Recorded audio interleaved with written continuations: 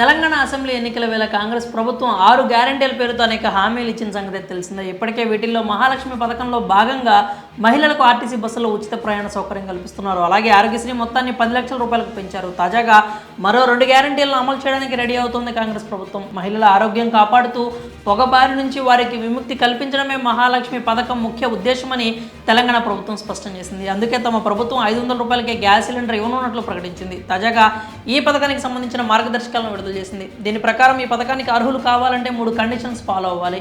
500 రూపాయలకే gas cylinder పొందాలంటే మొదటి కండిషన్ ప్రజాపాలన దరఖాస్తు చేసుకుని ఉండాలి. రెండో కండిషన్ తెల్ల రేషన్ కార్డు కలిగి ఉండాలి.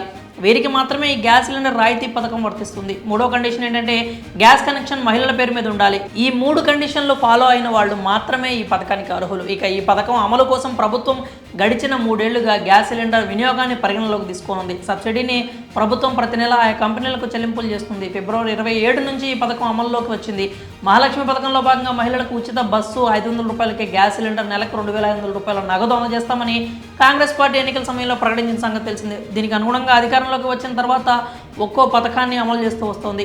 ఇక రేవంత్ రెడ్డి తెలంగాణ ముఖ్యమంత్రిగా ప్రమాణ స్వీకారం చేసిన 2వ రోజునే మహిళలకు ఆర్టీసీ బస్సుల్లో ఉచిత ప్రయాణం పథకాన్ని ప్రారంభించారు. తాజాగా ఉచిత విద్యుత్తు రాయితీపై గ్యాస్ సిలిండర్ పథకాన్ని ప్రారంభించారు. స్థానిక సంస్థల ఎమ్మెల్సీ ఎన్నికల కోడ్ అమల్లో ఉన్న నేపథ్యంలో సెక్రటేరియట్ నుంచి ఈ 2 పథకాలను మొదలుపెట్టారు. 500 రూపాయలకే గ్యాస్, 200 యూనిట్ల ఫ్రీ కరెంట్ పథకాలను సీఎం రేవంత్ మంత్రులు లాంఛనంగా ప్రారంభించారు. మరి ఈ పథకాలను అమలు చేయడంపై మీ అభిప్రాయాలని కామెంట్స్ రూపంలో తెలియజేయండి.